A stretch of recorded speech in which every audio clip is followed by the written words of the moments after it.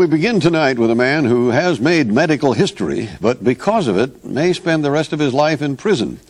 He is Dr. Jack Kevorkian, a pathologist and inventor of the so-called suicide machine, and a man who has physically assisted 3 women to take their own lives.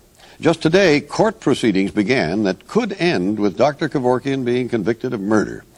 Tonight, through his interview with Barbara, we get an exclusive look at who he is and why he does what he does.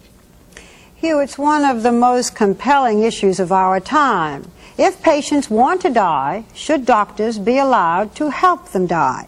According to the latest national survey, most Americans feel it should be a matter of personal choice, and it's believed that many doctors do help patients die. But only Dr. Kevorkian has created a suicide machine. This is the man, and this is his story.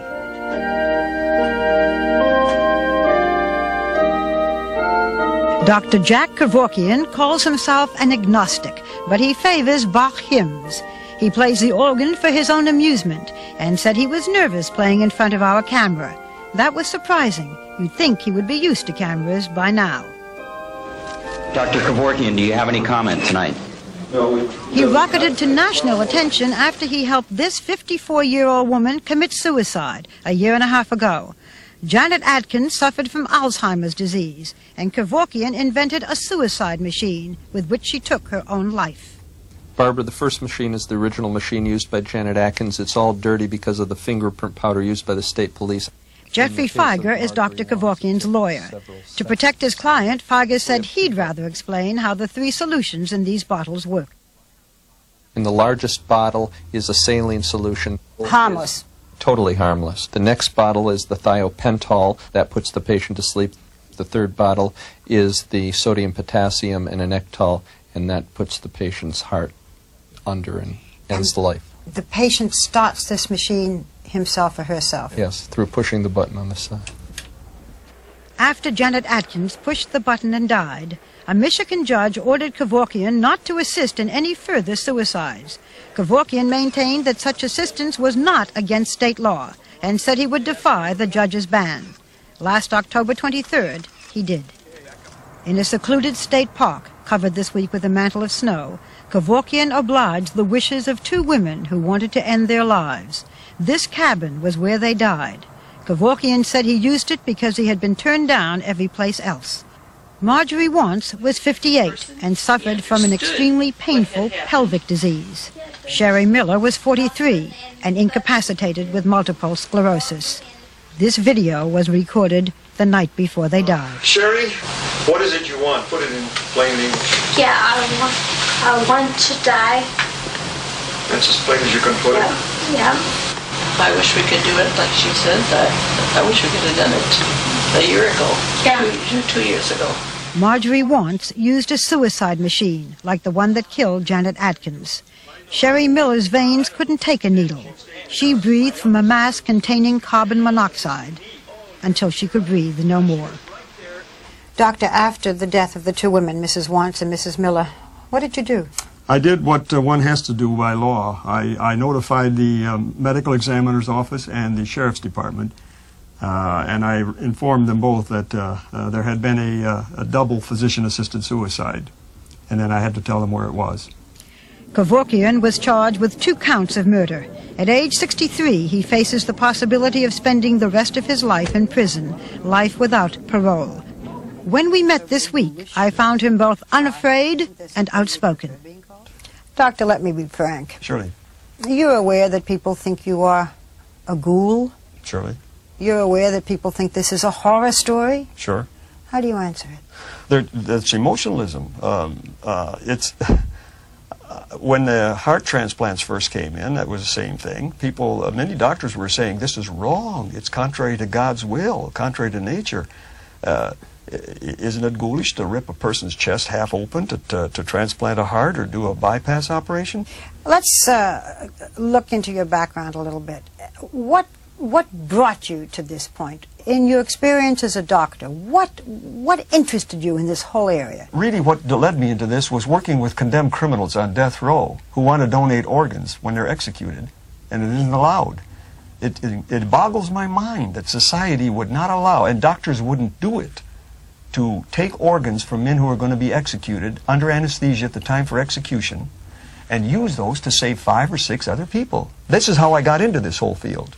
Why can't they take the organs immediately after death? Because some of them would, maybe kidneys if they're taken right there in the chamber, but others can't be used. They've got to be taken as they are today with brain-dead donors. You can artificially create a brain-dead state by putting the prisoner under anesthesia at the time set for execution, so his life is never shortened. And then you execute them while they're under anesthesia? Well, they'll die when you take the organs. I see. Yes. One of the biggest complaints against you, even by groups who support euthanasia, is that you have not so far dealt with people who are terminally ill. That is, it has not been proven that they're going to die in a specific time. Mm-hmm. When Janet Atkins told you that she wanted to die, that she had no desire to keep living with Alzheimer's disease, isn't it possible that she was just extremely depressed, that there could have been more months? Mm-hmm. I mean, for you alone to have made that decision, that's what so many people criticize. Yes, I understand the criticism. It's well taken, but it's not entirely valid. Well, even if it's a little valid, well, I mean, we're talking about death. The point, 2,000 miles separated us. If this were legitimate, legalized, so the doctors could do it as a routine service, at least competent doctors, she could have been visited every month, then every week, then every day, until you're sure you're at the point where her mind is going. But we were separated by 2,000 miles. She had been under a new experimental drug which didn't work, under a psychiatrist's care, and I know personally she wasn't morbidly depressed. And when I talked to her, her memory was slipping very badly, and I had to act then because there was no way I could fine-tune this 2,000 miles apart. For the sake of the patient, I did it. Of the 3 women you helped to die, not one was considered terminally ill. So at what point of illness do you feel that you can assist someone? That is wrong. Multiple sclerosis in one patient was going straight downhill for 11 years. And when she first wrote to me, she could write in a very irregular hand a letter. She couldn't make an X a year and a half later, and that's terminal, because she would have died within 2 or 3 years maybe. That's terminal, but she would have died totally incapacitated.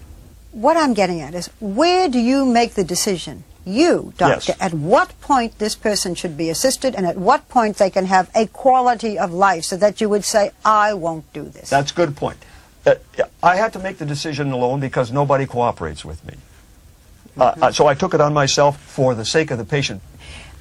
Why don't you just tell your patients how to commit suicide? Because they're afraid to do it alone. They're afraid to be alone. They're afraid it may misfire and they'll end up worse than before. They all tell me this. Do you turn patients down? Will you assist anyone who says, I want to die? I've turned down, I think, 97, 98% of the patients who've contacted me.